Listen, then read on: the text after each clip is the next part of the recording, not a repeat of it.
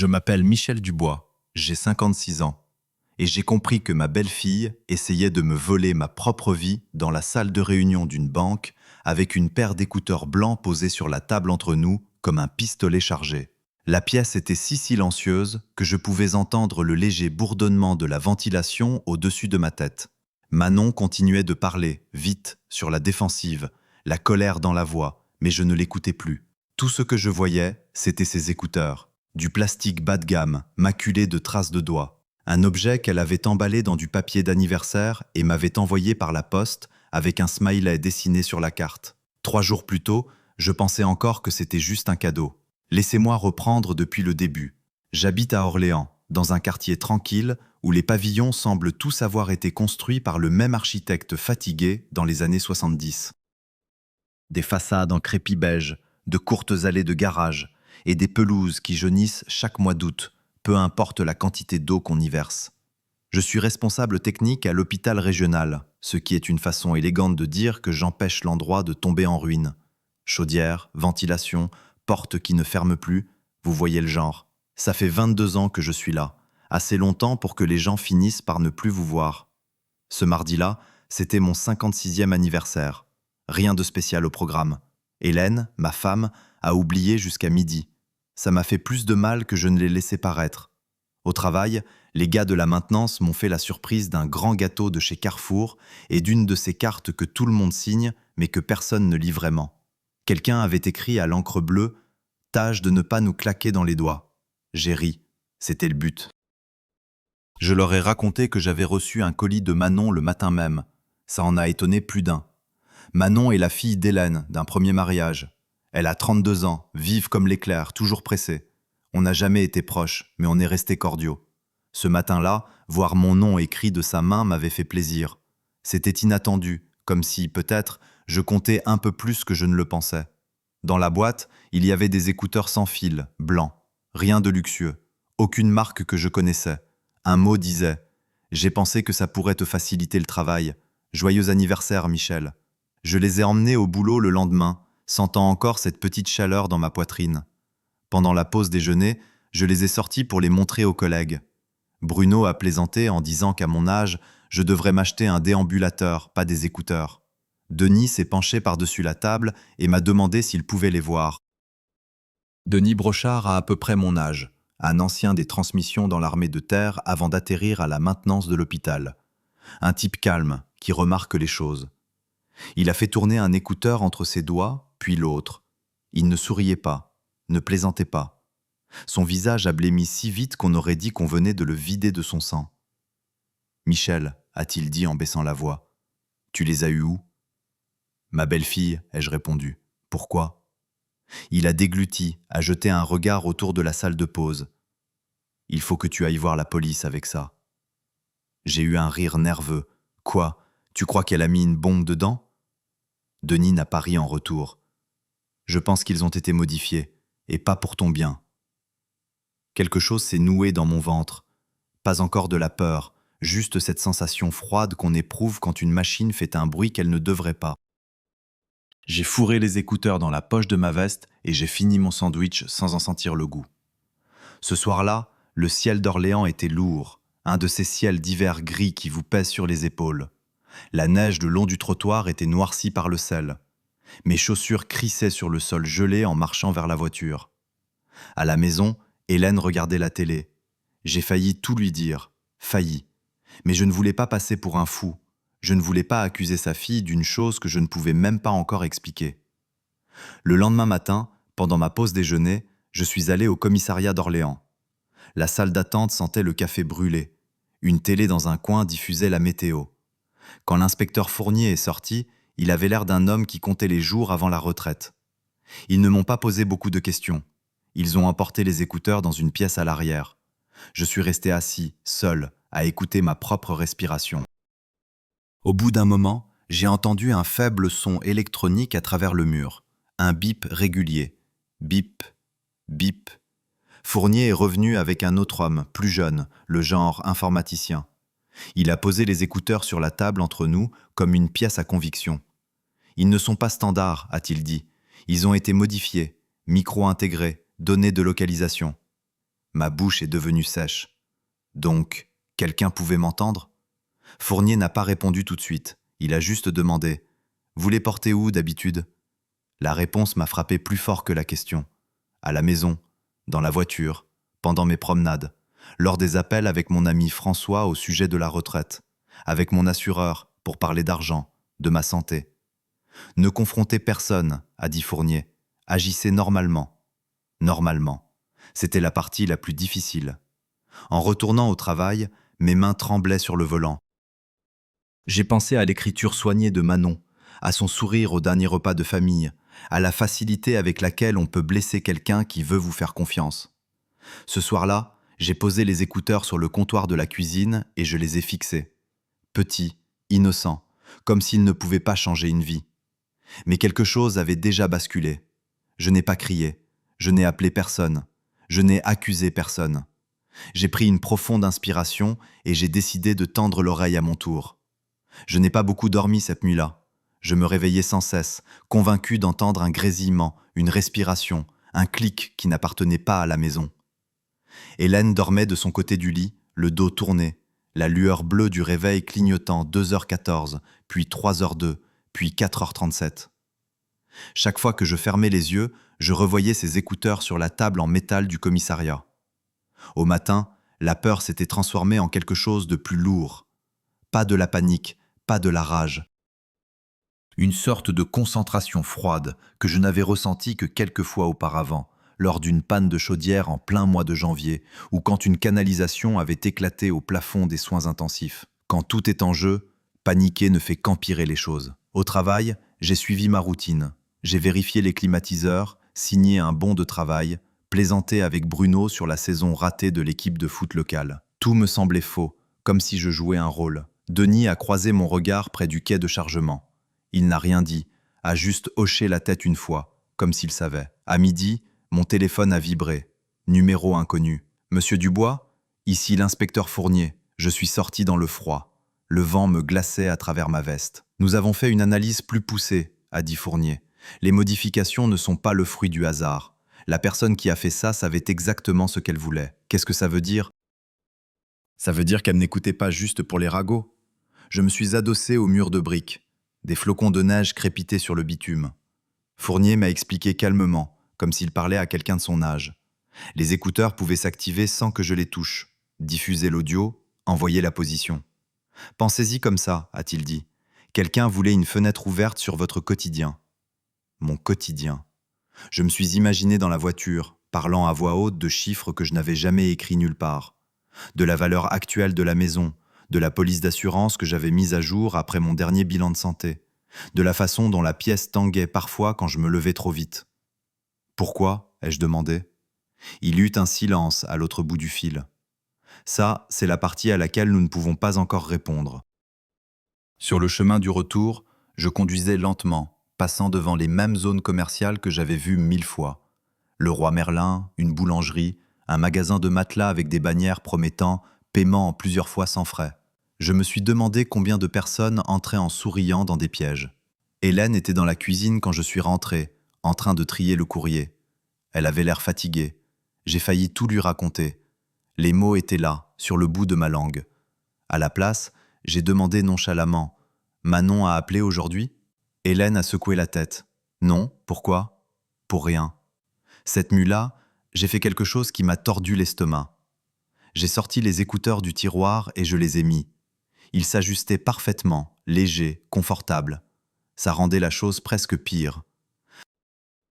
J'ai traversé la maison en parlant à voix haute comme je le faisais toujours. Du chauffage, du dîner, du chien du voisin qui n'arrêtait pas d'aboyer. Puis je me suis assis à la table de la cuisine et j'ai dit, très clairement, « Je devrais vraiment penser à changer le bénéficiaire de mon assurance vie. » J'ai attendu. Rien. Bien sûr que non. La personne qui écoutait n'était pas assise dans ma cuisine. Le lendemain matin, Manon a envoyé un texto à Hélène. « Comment va Michel ? Il avait l'air fatigué la dernière fois qu'on s'est parlé. » Hélène a froncé les sourcils en regardant l'écran. « C'est bizarre, a-t-elle dit. Je ne lui ai pas parlé depuis une semaine. » Ma poitrine s'est serrée, lentement, délibérément. Au commissariat, plus tard dans l'après-midi, Fournier m'a écouté tout lui raconter. Le texto, le timing, les écouteurs. Il n'avait pas l'air surpris. Il s'est juste adossé à sa chaise en croisant les mains. « Voilà ce que vous devez comprendre », a-t-il dit. Si vous la confrontez maintenant, elle niera tout. Peut-être qu'elle pleurera, peut-être qu'elle retournera la situation contre vous. Et ensuite, quoi qu'elle prépare, elle le fera dans l'ombre. Alors qu'est-ce que je fais? Vous observez, a-t-il dit, vous documentez, et vous laissez les gens vous montrer qui ils sont. Je suis resté assis là, à fixer le lino usé du sol. 56 ans, et soudain, ma vie ressemblait à un dossier d'enquête. Dans le parking, je suis resté longtemps dans ma voiture. J'ai pensé à toutes les conversations que j'avais eues sans réfléchir. À quel point il est facile de donner des morceaux de soi quand on suppose que la pièce est vide. En rentrant, j'ai remis les écouteurs sur le comptoir. Hélène en a pris un en souriant. « Elles sont mignonnes ces petites choses », a-t-elle dit. « Manon t'a vraiment fait une belle surprise. »« Oui », ai-je répondu. Elle m'a surpris. Cette nuit-là, allongé dans mon lit, j'ai pris une décision qui m'effrayait presque autant que la vérité. Si quelqu'un voulait tellement m'écouter, j'allais leur donner quelque chose qui en vaille la peine. Le lendemain matin, je me suis mis les écouteurs avant même de me verser un café. C'était la partie la plus difficile à admettre plus tard. Pas de les avoir portés, mais qu'une partie de moi le voulait. La curiosité mêlée à la peur a cet effet-là. Comme toucher un fil électrique en sachant qu'il pourrait encore être sous tension. Je n'ai pas mis de musique. Je n'ai pas passé d'appel. Je les ai juste laissés dans mes oreilles pendant que je bougeais dans la cuisine, laissant la maison se réveiller avec moi. Le vieux frigo bourdonnait. Le chauffage s'allumait et s'éteignait. Hélène est passée dans le couloir en chaussettes. « Bonjour », a-t-elle dit. « Bonjour », ai-je répondu, aussi calmement que possible. Garder une voix normale demandait un effort. J'ai travaillé assez longtemps avec des machines pour savoir que la panique se voit dans les plus petites vibrations. C'est la même chose avec les gens. Au travail, j'ai traité ça comme un test de système. C'est ce qui a rendu la chose gérable. Les chaudières, les ventilations, les caméras, on ne les accuse pas de tomber en panne. On teste les entrées et on observe les sorties. À 10h30, en faisant le tour de la salle des machines, j'ai dit à voix haute « François dit que le petit studio qu'on a à la mer pourrait enfin se vendre. Si ça se fait, je mettrai l'argent directement dans une fiducie. C'est probablement plus prudent. » Je l'ai dit comme si je me parlais à moi-même, ce que je fais souvent. À midi, rien. À 14h, mon téléphone a vibré. Numéro inconnu, encore. Cette fois, ce n'était pas Fournier, c'était Manon. « Dis, Michel, question un peu bizarre. Tu penses toujours à vendre le studio sur la côte ? Maman m'en a parlé une fois et ça m'a fait réfléchir. » Mes mains sont devenues glacées, mais mon visage est resté calme. J'ai tapé lentement. Peut-être, je suis encore en train de voir. J'ai posé le téléphone et je suis retourné au travail. J'ai réparé un ferme-porte au 3e étage. J'ai signé une fiche d'inspection. J'ai bu un mauvais café dans un gobelet en carton. Le monde ne s'était pas effondré. D'une certaine manière, ça rendait les choses pires. Ce soir-là, Manon est passée à la maison avec un Tupperware de soupe. Hélène était surprise, moi aussi. « J'étais dans le coin », a dit Manon, avec un sourire trop large. « Je voulais prendre de tes nouvelles. Je vais bien. » Elle a penché la tête. « Maman a dit que tu avais l'air fatigué ces derniers temps. » Hélène m'a lancé un regard. Je n'ai pas dit ça. Manon a balayé l'objection d'un geste de la main. « Je m'inquiète, c'est tout. Tu sais, à ton âge. » La voilà, la petite phrase. Douce, désinvolte, enrobée d'inquiétude. Nous avons mangé dans la cuisine.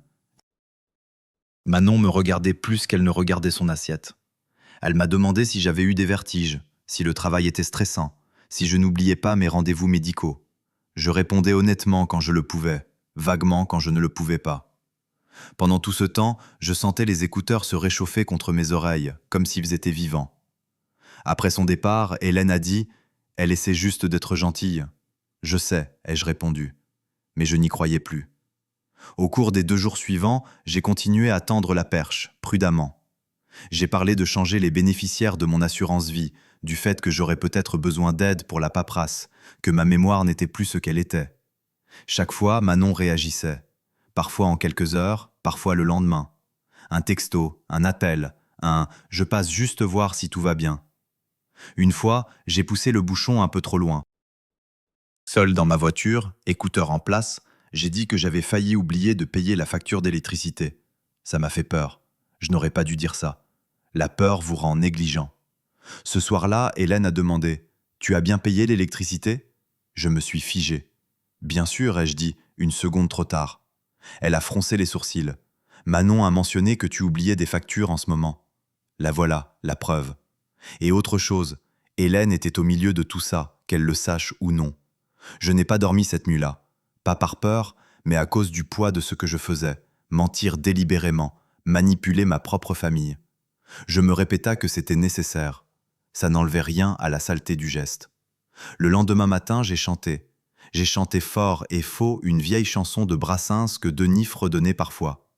Je l'ai fait en allant chercher le courrier, en lassant mes chaussures, en descendant l'allée. J'avais l'air ridicule. À midi, Manon a appelé.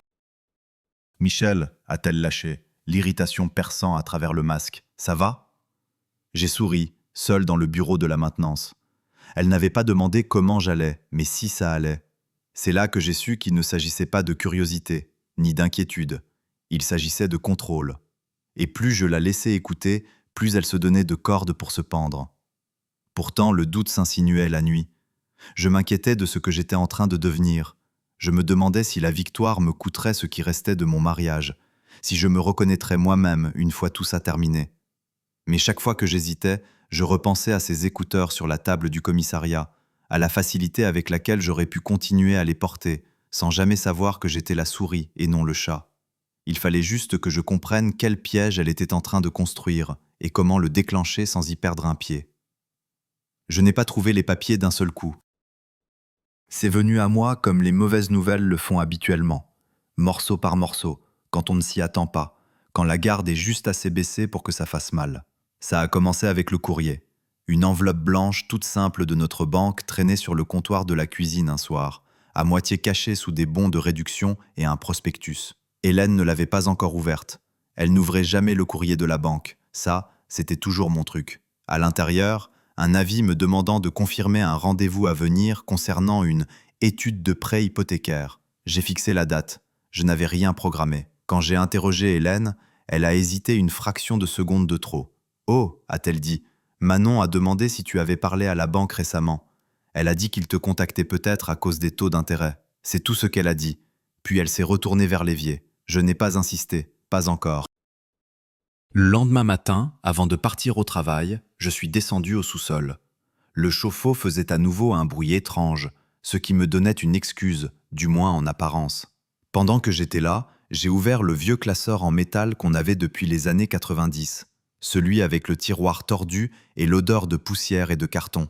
Des papiers d'assurance, des déclarations d'impôts, des manuels pour des appareils qu'on n'avait plus. Et puis j'ai vu quelque chose qui n'avait rien à faire là. Une fine chemise, plus récente, trop propre. À l'intérieur, des documents imprimés, des modèles en réalité, des en-têtes en gras, un langage juridique qui avait l'air officiel sans tout à fait l'être. Des mots me sautaient aux yeux comme des voyants d'alarme. Procuration, évaluation de capacité, demande de mise sous tutelle. Mes mains sont devenues moites. Je me suis assis sur les marches du sous-sol et j'ai lu chaque page, lentement.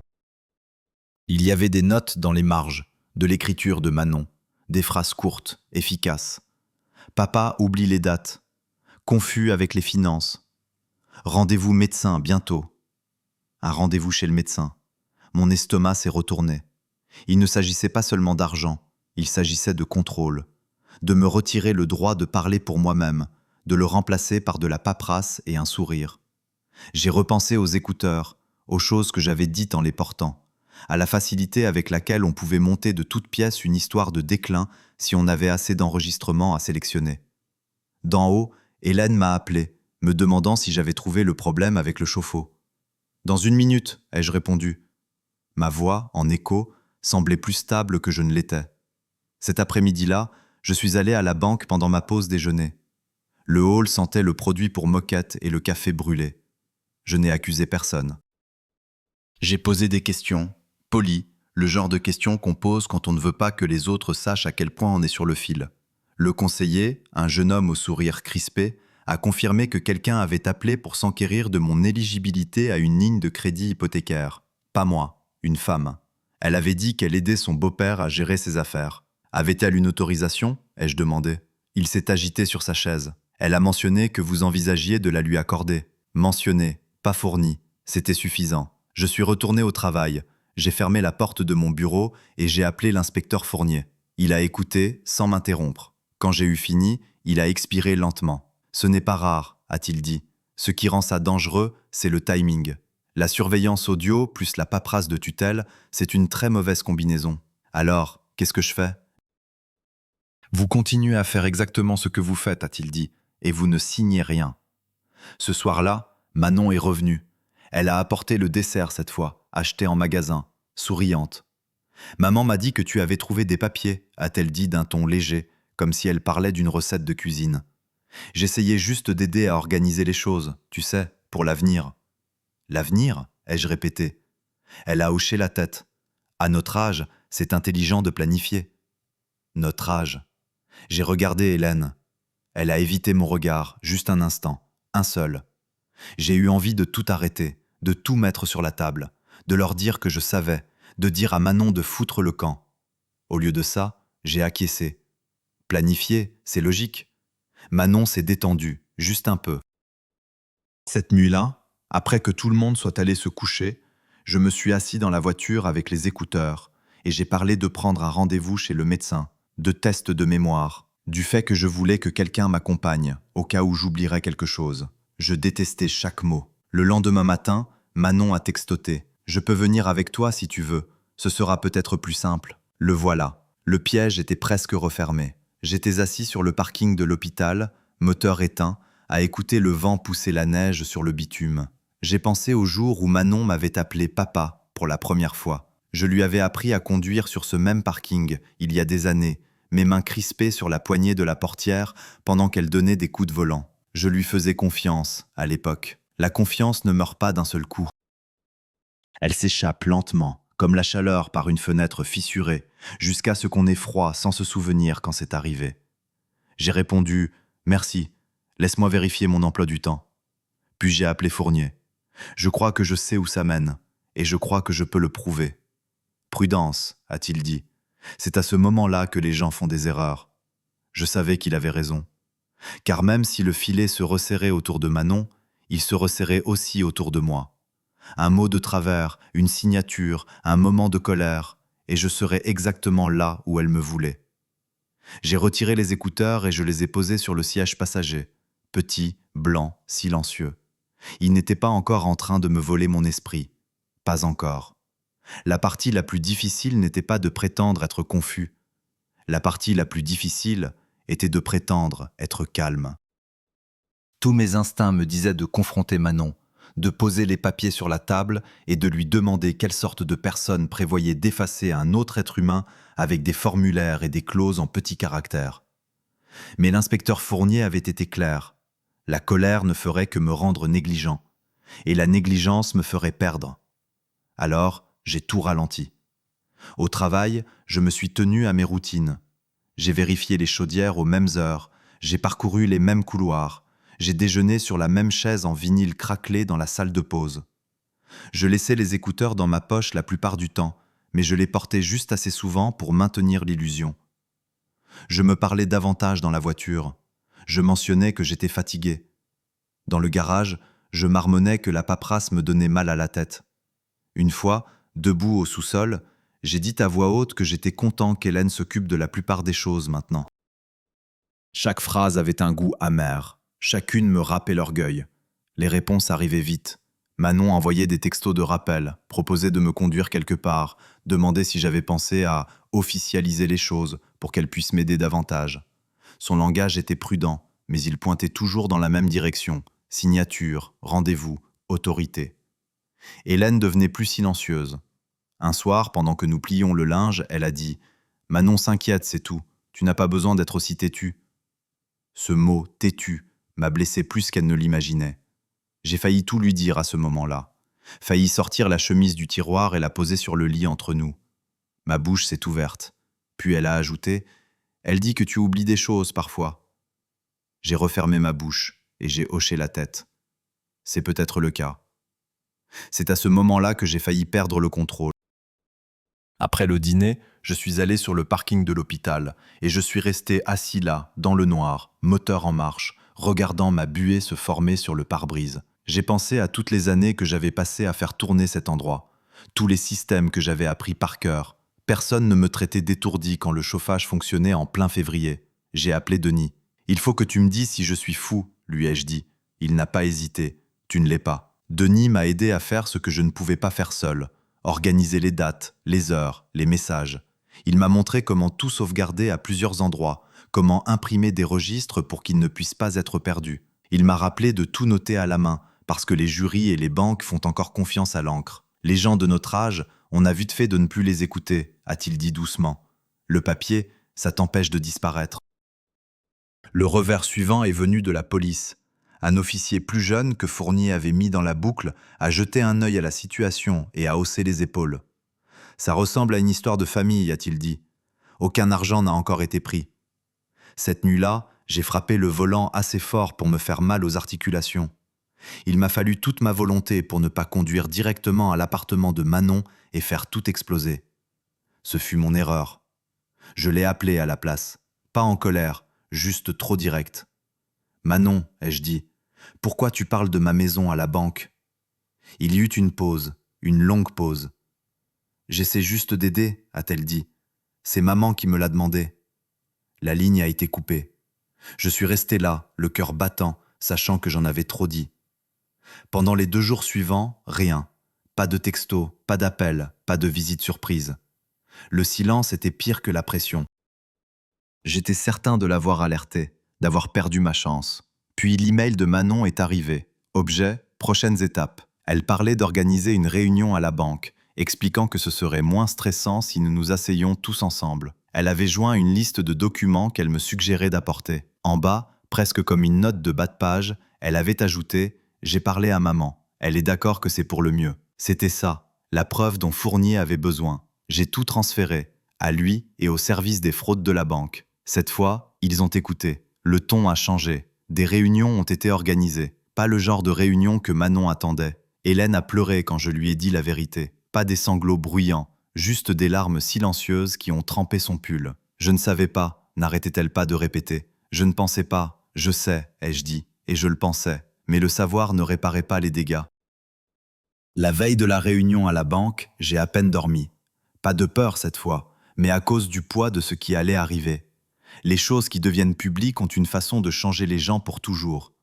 Le matin, je me suis habillé avec soin. Chemise propre, vieux manteau, rien de dramatique. J'ai mis les écouteurs dans ma poche une dernière fois. Je n'allais plus en avoir besoin. La salle de réunion de la caisse d'épargne était plus petite que je ne l'imaginais. Pas de décor de tribunal, pas de boiserie, juste une longue table en stratifié, une télé murale éteinte et une cafetière qui était là depuis assez longtemps pour que le café semble brûler. Le genre de pièce où les gens signent des papiers qu'ils ne comprennent pas entièrement en se convainquant que tout va bien. Manon est arrivée la première. Elle portait un blazer gris et tenait une pochette en cuir comme une armure, confiante, concentrée. Elle ne m'a pas regardé quand je suis entré, hochant juste la tête comme si nous étions des collègues attendant le début d'une réunion. Hélène est entrée en dernier. Elle semblait plus petite, d'une certaine manière, fatiguée. Elle s'est assise à côté de Manon, les mains étroitement jointes sur ses genoux.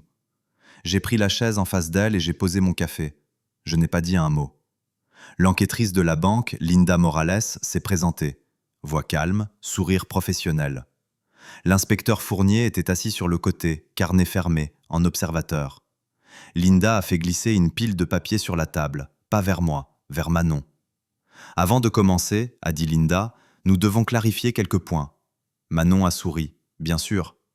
Linda a tapoté la première page. « Ces emails, ces appels, cette demande de rendez-vous, c'est bien vous qui les avez initiés ?»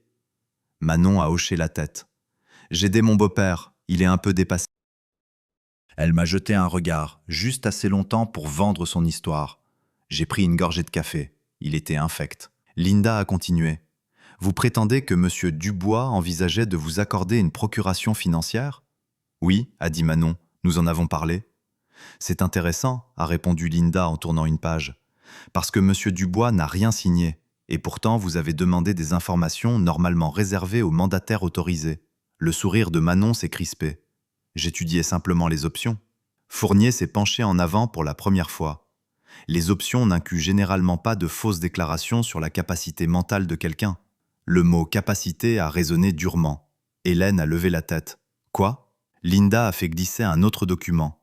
Les modèles pour la mise sous tutelle, les notes dans les marges, des photocopies, propres, étiquetées. Hélène a eu le souffle coupé. Manon, qu'est-ce que c'est que ça? Le visage de Manon a rougi. Maman, ce n'est pas ce que tu crois. J'ai posé ma tasse et j'ai enfin parlé. Ça ressemble à de la paperasse, ai-je dit. De la paperasse destinée à me remplacer. La pièce est devenue silencieuse. Linda a appuyé sur un bouton d'un petit enregistreur. Il y a autre chose. Elle a diffusé un clip audio. Ma voix a rempli la pièce, légèrement tremblante, confuse, parlant d'oublier des rendez-vous, d'avoir besoin d'aide. Les yeux de Manon se sont écarquillés. Où avez-vous eu ça? Linda n'a pas répondu. Fournier l'a fait. De l'appareil que vous lui avez offert. Les écouteurs ont été placés sur la table, en plein centre. Pendant un instant, personne n'a bougé. Manon s'est levée. C'est ridicule, il déforme tout, il me déteste, il m'a toujours détesté. Je suis resté assis. Je ne te déteste pas, ai-je dit. Je te faisais confiance. C'est ce qui l'a fait craquer. Le sang-froid de Manon s'est brisé. Les mots ont jailli, rapides, défensifs, rageurs. Elle a parlé de stress, de dette, de la difficulté de voir quelqu'un décliner, du fait qu'elle essayait seulement de protéger sa mère. Hélène l'a fixée comme si elle voyait une étrangère. Fournier l'a laissé parler, puis il a dit calmement « Vous avez modifié un appareil pour le surveiller, vous avez contacté des institutions financières sous de faux prétextes, et vous avez préparé des documents juridiques pour prendre le contrôle sans son consentement. » Manon a eu un rire sec, cassant. « Vous ne pouvez pas prouver l'intention. » Linda a fait glisser une dernière feuille sur la table. Un email que Manon avait envoyé 2 jours plus tôt. Une fois qu'il aura signé, tout deviendra plus simple. Il ne réalisera même pas ce qu'il est en train de perdre. Les mots étaient là, noir sur blanc. Hélène a couvert sa bouche de sa main. Les épaules de Manon se sont affaissées. Juste un peu. Assez. Personne n'a haussé la voix. Ce n'était pas nécessaire. Linda a fermé son dossier. Cette affaire est transmise pour une enquête plus approfondie. Toute tentative de contacter M. Dubois concernant ses finances ou sa santé sera considérée comme une ingérence. Fournier s'est levé. « Mademoiselle, j'aimerais que vous veniez avec moi. » Manon m'a regardé alors, vraiment regardé. « C'est toi qui as fait ça. » J'ai soutenu son regard, calme, fatigué. « Non, ai-je dit, c'est toi. » On l'a fait sortir sans menottes, mais la pièce semblait plus lourde après son départ, comme si l'air avait été aspiré. Hélène pleurait doucement, le genre de pleurs qui ne demande pas de réconfort. Je ne l'ai pas touché, j'ai pris mon manteau. Les écouteurs étaient toujours sur la table. Je les ai ramassés, je les ai retournés une fois entre mes doigts et je les ai reposés. En arrivant à la porte, je me suis arrêté. « Tu aurais juste dû m'acheter un gâteau, ai-je dit. » Puis je suis sorti. Dehors, le vent glacial balayait le parking. La neige s'accumulait contre le trottoir. Je suis resté là un moment, à respirer cet air froid. Pour la première fois depuis des jours, mes mains étaient stables. La maison semblait différente quand je suis rentré. Même mur, même canapé aux coussins affaissés, même horloge dans la cuisine que je devais remplacer depuis des années. Mais l'air était plus léger, comme si une fenêtre avait enfin été ouverte après un long hiver. Hélène n'est pas rentrée ce soir-là. Elle est restée chez sa sœur, à l'autre bout de la ville. Je ne l'ai pas retenue. Nous avions tous les deux besoin d'espace pour digérer ce qui s'était passé, pour comprendre ce qui ne pouvait être ni retiré, ni défait. Je me suis préparé un dîner simple, une soupe en conserve, des biscuits salés. J'ai mangé debout, au comptoir, écoutant le chauffe-eau s'allumer et s'éteindre, sentant le silence s'installer jusqu'à l'os. Pas un silence effrayant, un silence honnête. Les semaines suivantes ont été lentes, mais claires. J'ai vu un avocat, mis à jour mes papiers, changé des mots de passe que je ne me souvenais même pas d'avoir créés. J'ai fermé des comptes, en ai ouvert de nouveaux, et j'ai appris à quel point la vie moderne repose sur une confiance qu'on ne songe jamais à remettre en question. L'inspecteur Fournier a appelé une fois. L'enquête suivait son cours, a-t-il dit. Il n'a pas promis de résultat, il ne l'avait jamais fait. Mais son ton m'en a dit assez. Au travail, la vie a repris son cours normal. Les chaudières tombaient toujours en panne, les portes se bloquaient toujours. Les gens supposaient toujours que le bâtiment fonctionnait tout seul. Ça ne me dérangeait pas. Denis m'a tapé sur l'épaule un matin et m'a dit « Ça va ?» J'ai hoché la tête. « J'y travaille. » Il a souri. C'était suffisant. Hélène et moi avons fini par parler. Pas d'un seul coup. Pas lors d'une grande conversation dramatique. Juste par petits bouts, autour d'un café, en pliant le linge, au milieu des choses qu'on doit continuer à faire même quand on a le cœur en miettes. Elle a encore pleuré, s'est encore excusée. J'ai écouté. Je n'ai pas pardonné à la hâte. À notre âge, on apprend la différence entre mettre fin à quelque chose et le laisser changer de forme. Certaines choses se cassent, d'autres se plient et ne se redressent jamais tout à fait. J'ai arrêté d'utiliser des écouteurs sans fil. Ça peut paraître anodin, mais c'était important pour moi. Je suis revenu aux vieux écouteurs filaires, ceux qui s'en mêlent dans la poche et qui tirent si on s'éloigne trop du téléphone. Ils vous rappellent que vous êtes connecté et que les connexions ont des limites. Parfois, tard dans la nuit, je pense à quel point je suis passé près de signer un papier qui m'aurait effacé sans un bruit. Pas de cris, pas de lutte, juste des formulaires, des signatures et une histoire racontée dans mon dos. C'est ça qui me hante encore. Pas l'argent, ni même la trahison. C'est le silence dans lequel tout aurait pu se passer. J'avais l'habitude de croire que le danger s'annonçait, qu'il arrivait avec des éclats de voix ou des portes qui claquent. Ce que j'ai appris, à 56 ans, c'est que parfois, il arrive enveloppé dans du papier cadeau, avec un sourire et une carte qui dit « Joyeux anniversaire, Michel ».